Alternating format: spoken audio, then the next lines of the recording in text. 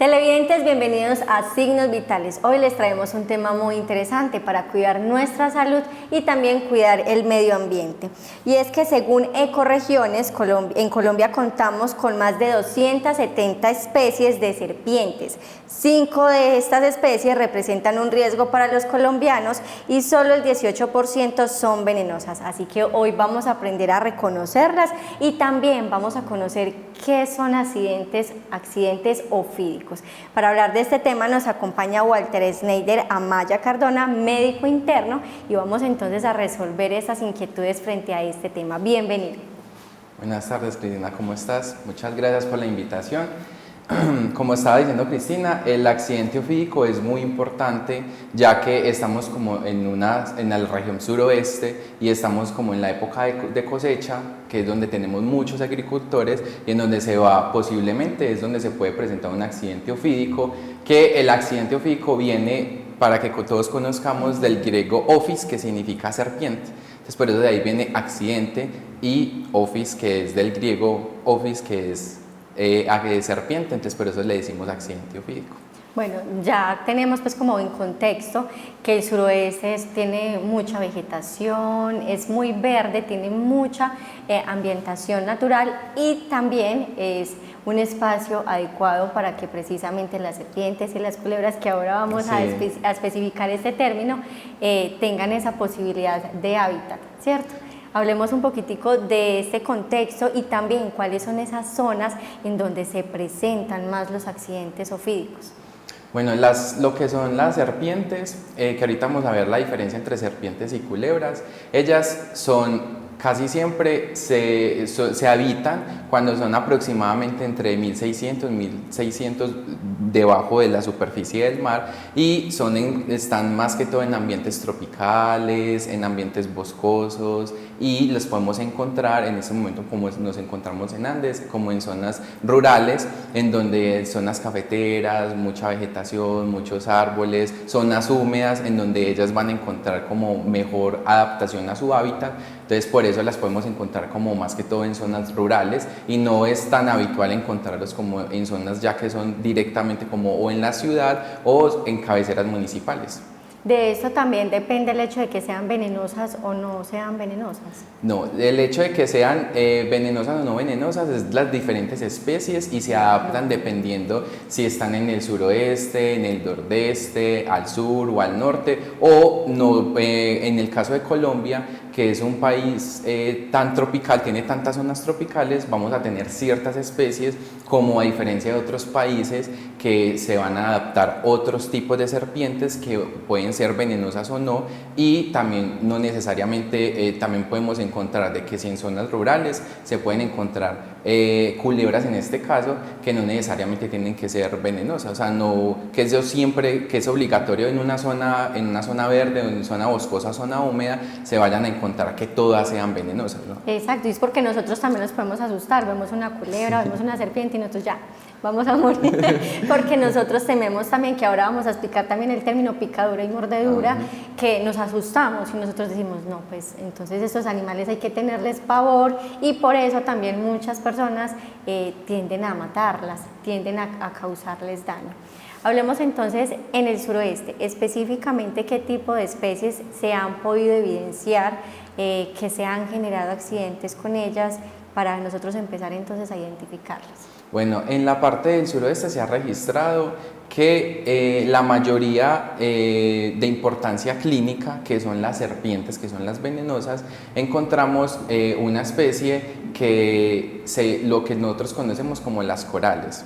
Entonces las corales, que son hay dos especies como grandes de serpientes, que son como la especie Botrox y la especie Crotalocus, que la Crotalocus es como las corales, y en el suroeste se ha evidenciado que que son las que acuden más a importancia clínica, esa parte, sin resaltando de que no necesariamente todas en la parte suroeste vamos a encontrar lo que son las corales. También podemos encontrar lo que conocemos como nombres como la mapaná, como también la pantanosa, o sea, nombres que más o menos todos los habitantes como nos correlacionamos, porque las especies, pues una aprendizaje de los nombres de las especies es como un poco complicado porque abarca un mundo, el mundo de las serpientes es extenso y también se debe estudiar bastante, pero no se lograba por el nombre o las características que tenga más o menos físicas de la serpiente. Entonces, por ejemplo, acá, tanto lo que son las corales o lo que dicen, lo que tienen, por ejemplo, la cabeza de candado es muy habitual también acá en el suroeste. ¿Cómo es la cabeza de candado? ¿Cuadrada? La cabeza de candado es como tipo triangular, solo que tiene como unas escamas, o también se le puede decir serpiente pestañosa porque tiene unas escamas pequeñas en la parte de la cabeza y están como paraditas, entonces por eso le dan como la forma de candado, que sea como triangular, solo que se va como ancha en las partes laterales, pero son por las escamas, o también se le dice serpiente pestañosa. Bueno, ahora que empezamos a hablar de características, empecemos entonces a especificar también cómo identificar cuáles son, que ya usted nos dio el pastelito, sí. Cuáles son las serpientes que son las venenosas y las culebras que no son las venenosas, para identificarlas. Sí, cuando nos referimos nosotros a serpientes o víboras, hacemos referencia a que son especies venenosas. Y cuando hacemos relación lo que son a colúbridos o culebras, las culebras no son venenosas, ellas van a morder, que eso es otro término. Es incorrecto nosotros decir nos picó una serpiente o nos picó una culebra, porque no es el término, es el término incorrecto. El término correcto es me mordió una culebra o me mordió una víbora o una serpiente, y de eso viene que ellas tienen ponzoña. Ponzoña son como dos tipos de colmillos que ellas tienen unas glándulas que van a inyectar el veneno, mientras que las culebras no tienen la ponzoña, ellas tienen como unos colmillitos pequeños, pueden morder, pero como no tienen las dos ponzoñas o los colmillos, no van a poder administrar el veneno. Entonces ellas sí pueden morder, pueden producir cualquier lesión local, pero no van a ser venenosas, a diferencia de lo que son las serpientes o las víboras, que ellas sí son venenosas. Ahora vamos a hablar entonces de esos síntomas que se generan. Hablando de animales ponzoñosos, ¿cómo podemos identificarlos también? Porque estamos hablando de culebras y serpientes, pero ahora que nos habla de ponzoñosos es porque hay otras especies que también inyectan veneno. Sí, cuando nos referimos que uno dice animales ponzoñosos, ahí están como en primera medida lo que son las serpientes, y también podemos encontrar lo que son las arañas. Las arañas también se consideran animales ponzoñosos porque ellas también tienen los colmillos y también muerden. Entonces como que en este grupo como que lo encaran lo que son las serpientes y las arañas principalmente. Bueno, ¿y los escorpiones en qué característica caben? Bueno, los escorpiones bien se dice que no son animales ponzoñosos, por lo que la característica de los escorpiones, ellos unos, dependiendo de la especie, tienen como unas pinzas en las agarraderas, pero ellos no muerden, sino que ellos pican. Entonces no se consideran, ellos no van a tener colmillos, sino que ellos tienen en su cola, en la punta de la cola, tienen la misma glándula que pueden tener las serpientes, pero a diferencia solamente tienen un solo pico o un solo chuzo que ellos van a insertar su veneno, entonces, pero no se considera un animal ponzoñoso, sino que entonces como no es ponzoñoso, entonces sí se le puede decir que es picadura de escorpión. Bueno, volviendo al tema de las serpientes, hay otras formas para reconocer o otras características para identificar qué tipo de culebra o serpiente es. Hablemos un poquitico también de los colores. Bueno, principalmente uno como que se va a lo que son, uno puede diferenciar lo que son serpientes o víboras o las culebras, uno en lo que son los ojos, características de los ojos, la cabeza, los colores sí es importante, pero adopta la importancia más que todo en los corales, en lo que son la especie de corales y en la cola. Entonces, en la cabeza, por ejemplo, en las serpientes, lo que son serpientes o víboras, tienen una característica particular que la cabeza es triangular, o lo que uno le dice en forma de flecha. A diferencia de las culebras, que las culebras en este caso, ellas no tienen característica de que es más frecuente ver que la cabeza son como ovaladas y no se va a diferenciar en flecha, sino que se juntan como con el cuerpo, mientras que en las serpientes o en las víboras es muy frecuente ver que uno puede diferenciar la cabeza en flecha y se diferencia el cuello y sigue el cuerpo. Una característica también importante, los ojos. Los ojos son cruciales. En lo que son las serpientes o las víboras, ellos en los ojos de las víboras, que son las venenosas, las pupilas son verticales y los ojos son más pequeños. Mientras que en las culebras los ojos son más grandes y las pupilas son ovaladas. Y es muy característico. Uno nunca va a ver una culebra que tenga los ojos o las pupilas que sean verticales. Son ojos grandes y las pupilas son ovaladas. Y otra característica importante, la cola. La de las colas de las víboras siempre son cortas, nunca van a ser largas, mientras que las colas de las culebras siempre van a ser largas. Entonces son características principales que uno ayuda a diferenciar, porque por ejemplo con la parte de los colores uno aprende como que en la especie que son las corales, uno ve mucho lo que es el negro, el rojo, el naranjado, el amarillo. Y hay dos especies, lo que son las corales verdaderas, que son las venenosas, o las falsas corales. Y uno acá en las corales ya cambia, porque por ejemplo las corales no tienen la cabeza triangular. Entonces los que son las verdaderas corales, la cabeza es más ovalada, no se diferencia cuello, ella es como larguita, es como toda ovaladita, pero los ojos sí cumplen con la característica de que son verticales.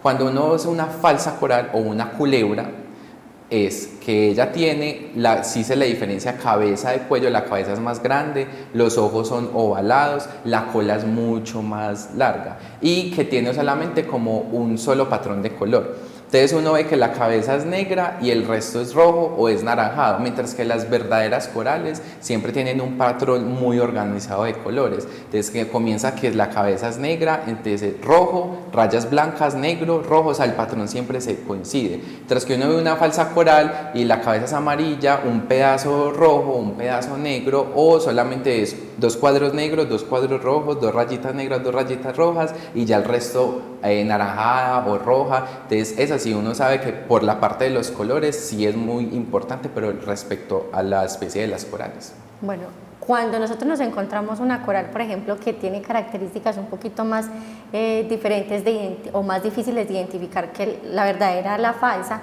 ¿cómo podemos hacer ahí? Porque del susto, del pánico, nosotros no vamos a ver la cabeza, los ojos, los colores, uno no va a identificar eso, ¿cierto? Y tampoco se recomienda matarlas. Entonces, ¿qué es lo recomendable para las personas que se encuentran con las falsas o las verdaderas? ¿Cómo reaccionar? Bueno, eso es una práctica muy habitual y más que todo como en las zonas agrícolas, que es donde más se ven accidentes ofídicos, que cogen o tratan de capturar a la serpiente o la matan para poder coger y llevarla al hospital y mostrar como que ve, esto fue lo que me mordió. Y eso es incorrecto, o sea, uno no tiene por qué matar la especie, matar la serpiente, porque no es que ella no está invadiendo, o sea, ella está en su zona y nosotros somos los que estamos invadiendo y por eso ya se siente amenazada. O sea, en ningún momento es que ellas sean agresivas o que lo van a morder a las personas solamente por gusto, es simplemente se asustan, se sienten invadidas, entonces por eso es que cogen y empiezan a atacar o muerden. Entonces, ¿qué es lo más recomendable? Lo primero, como habías dicho, no matarlas. O sea, no hay necesidad de matarlas porque después de que una serpiente te mordió, ya hay que efectuar y aprender a mirar cómo voy a manejar una mordedura. Y si es posible, tratar como de aprender las características que acabamos de hablar y como tratar de identificarla y si es posible, tomarle una foto, es más factible, hacerle un video, tomarle una foto o si la llego a ver antes, que quede registrada en una foto y cuando lleguen al hospital nosotros con una foto o un video de la serpiente o de la culebra podemos hacer esa diferencia mirando la cabeza, mirando los ojos, mirando la cola, pero es verdad que la mayoría de los accidentes ofídicos no se identifica la especie. Entonces por eso nosotros en el hospital cuando llegan no se identifica porque dices del susto no alcancé a ver, no alcancé a tomarle foto, no alcancé a ver las características de la culebra o de la serpiente para yo poder diferenciar. Nosotros nos guiamos en la clínica, en las manifestaciones clínicas, que en las características de la lesión para saber si posiblemente es una lesión leve, moderada o grave y saber si es para el antídoto o no es para el antídoto. Bueno, hagamos aquí un recuerdo y es cuáles son esas culebras comunes, cuáles son esos colores, ¿cierto? Que por ejemplo a veces vemos unas que son verdes completamente o la que usted ya nos identificó que era la verdadera o la falsa, la coral con sus colores rojos y rayas blancas y negras. ¿Cuáles son esas más comunes que podemos encontrar?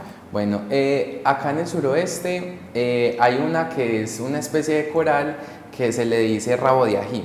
Es muy común la rabo de ají, que es una especie de coral. Ella tiene como un color particular que es como entre negro oscuro o un verde oscuro con unas como rayas blancas se puede encontrar, pero como en el centro, patrón como negro, rayas blancas, negro, rayas blancas, pero lo más particular es que en la cola, la punta de la cola termina con una secuencia rojita.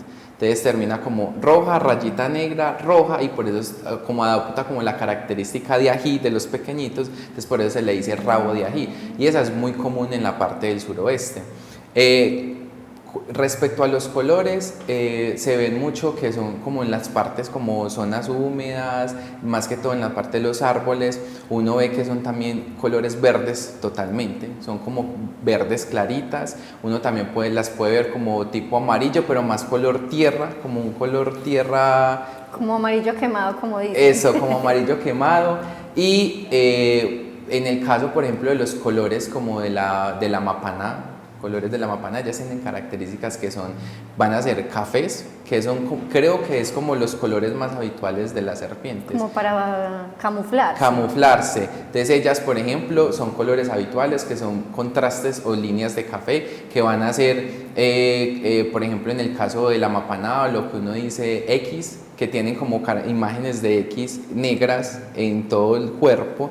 Entonces se contrasta o en su mayoría es café, pero tienen pintas o en forma de X, que eso por ejemplo es donde uno puede diferenciar o una falsa mapaná o una mapaná verdadera. Uno sabe que la verdadera mapaná, que es la serpiente, ellas van a tener, se ve muy bonita, café y X negras en todo el cuerpo, mientras que una falsa mapaná, ellas no van a tener esa característica. Son cafés, pero son como pinticas negras, pero no van a tener ninguna estructura. O sea, no es como tan marcada. Tan marcada, no va a tener, que es falsa. Falsa.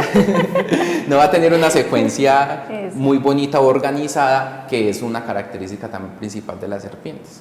Bueno, ¿y qué tan común son los accidentes ofídicos, por ejemplo, en el suroeste? La verdad, en el suroeste, sorpresivamente uno sabe que es una zona cafetera, uno piensa, uno dice, ve, como es zona húmeda, son muy frecuentes los accidentes ofídicos, pero no son tan frecuentes los accidentes.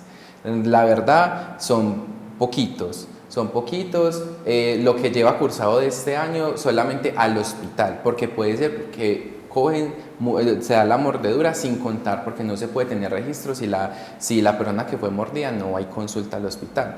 Solamente nosotros tenemos registro porque eso se debe de reportar cuando llegan al hospital a consultar por la mordedura. Y lo que lleva cursando este año, en el hospital de acá de Andes solamente se vieron 14 casos de accidente, 14 casos y de los 14 todos eran leves, no hubo ni uno grave, no hubo tampoco mortalidad por casos, y en la mayoría, todos los 14 casos, todos fueron agricultores, que eso es otra, como hablando como un poquito más de epidemiología, se da más que todo en los hombres. De los 14 casos de este año, que son los recolectores. Recolectores se ve muy frecuente, que son como los que más tienen ese trabajo pesado en la parte de agricultores. Entonces se dio más que todo, de los 14 casos, 13 eran hombres y solamente una mujer, y todos tenían como particular que se dedicaban a la recolecta de café, pero siempre fue leve. O sea, y de esos 14 casos, más o menos la mayoría no se logró identificar la especie, no se logró identificar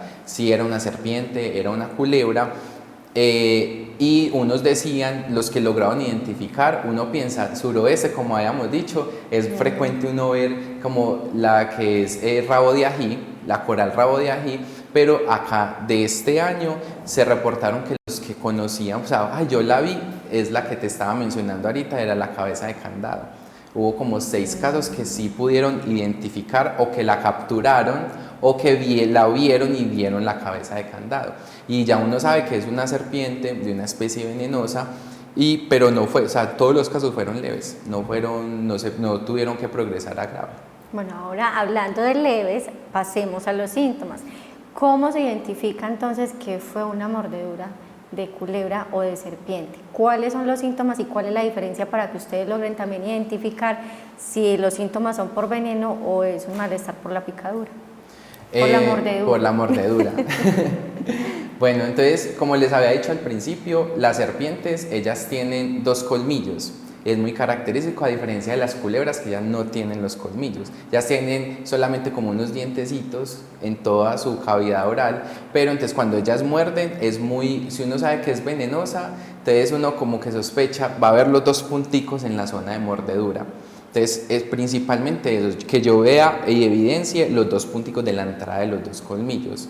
Si uno ve que me mordió y uno ve como muchos punticos, posiblemente se trata de una culebra porque ellas no tienen los 2 colmillos que tienen las glándulas. Marcado todos los dientes. Marcado todos los dientes en la mordedura, mientras que en una mordedura de una serpiente uno ve los 2 punticos.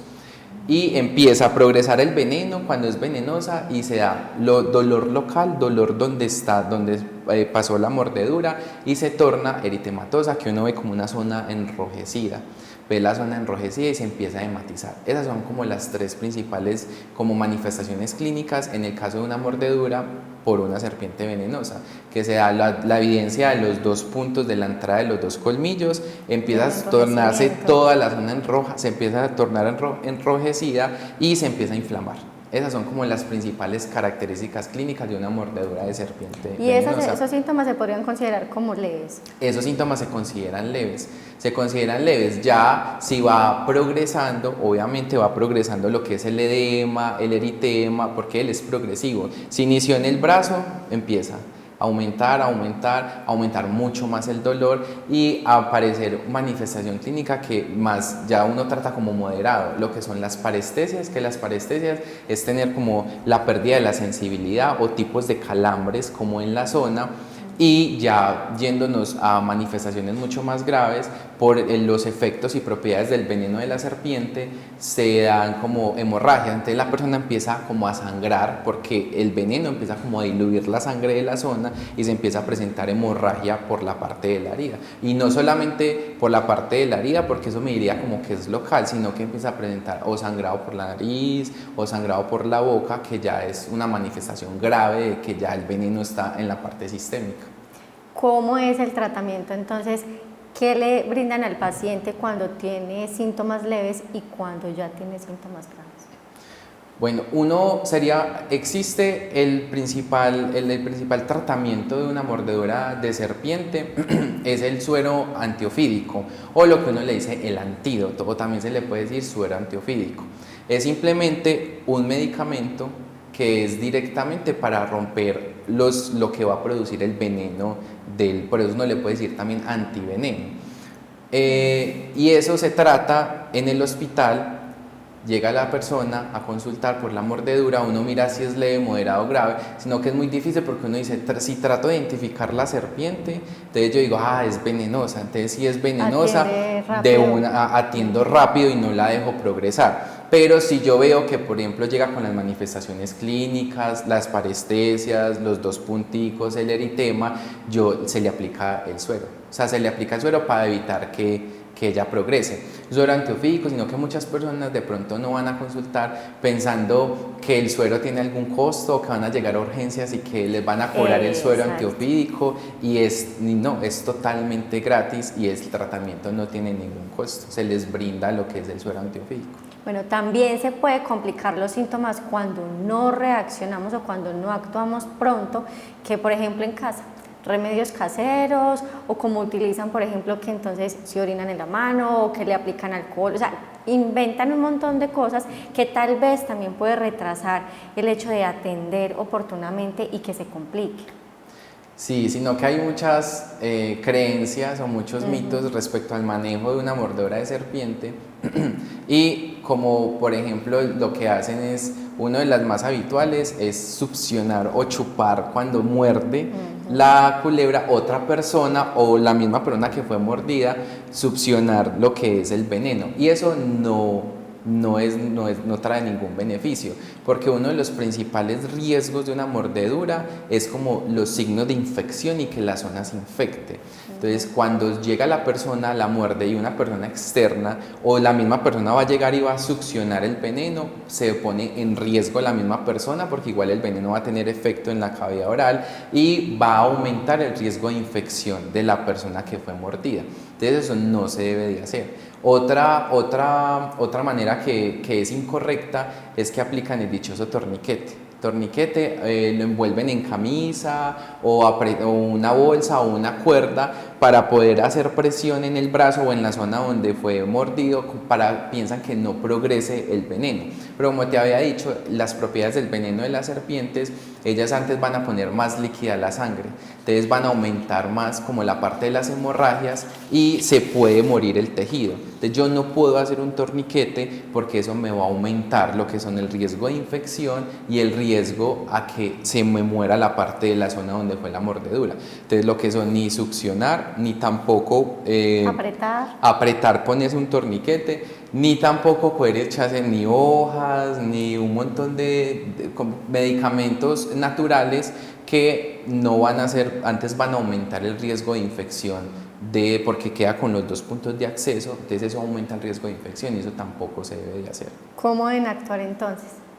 Bueno, lo principal es que en el momento que se dé la mordedura de serpiente, lo más importante es uno evitar esos riesgos de infección.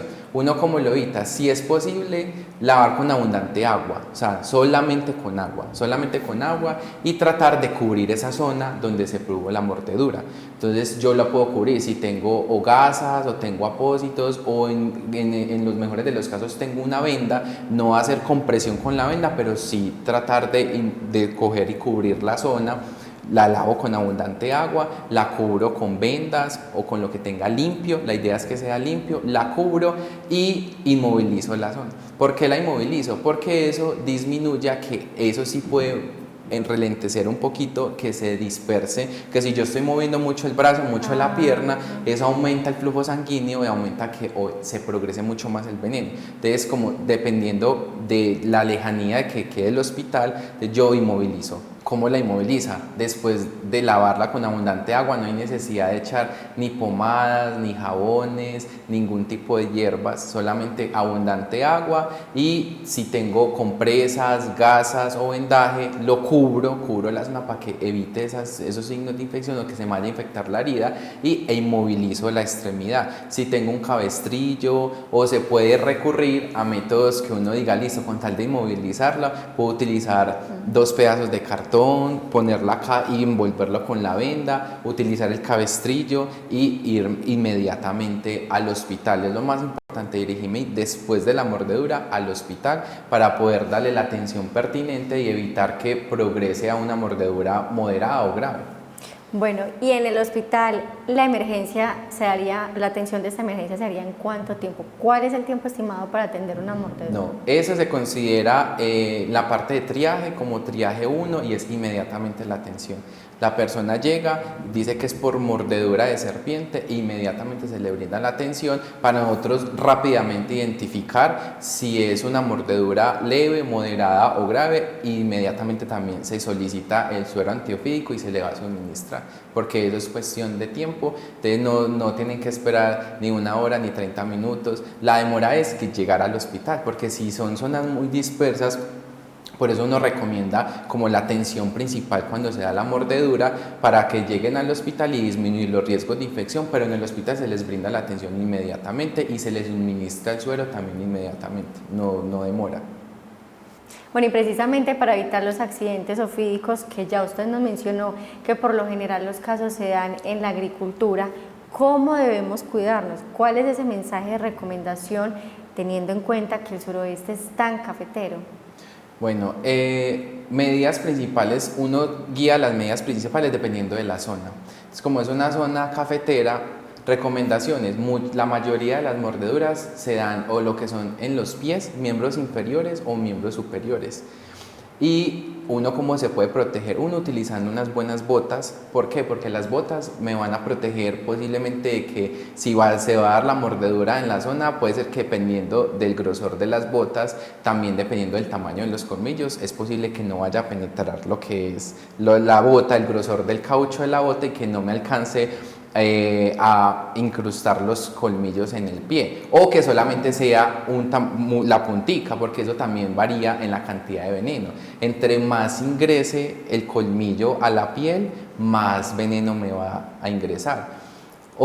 Como son zonas cafeteras, es muy difícil uno recomendar como utilizar unos guantes gruesos porque eso va a interceder con la recolecta del café, pero que sí se tiene que tener recomendación principal. Antes de yo empezar la recolecta de café, observar, o sea, observar primero, voy a iniciar, observo que no vaya a haber una serpiente o una culebra ahí aledaño para mirar antes de eso y tratar como lo que uno dice como de espantarla, porque hay que recalcar que no hay necesidad de matarlas. Ellas hacen parte del ecosistema, de la biodiversidad de la zona y no hay necesidad de matarlas porque inclusive van y las capturan y se están arriesgando más a producir, si no los han mordido, a que los muerdan o a producir una segunda mordedura que sería mucho más grave. Entonces no hay necesidad de matarlas ni tampoco capturarlas. Bueno, y después de este consejo y recomendación importante para el ser humano, ¿cierto? Pero también hay que tener en cuenta el cuidado ambiental.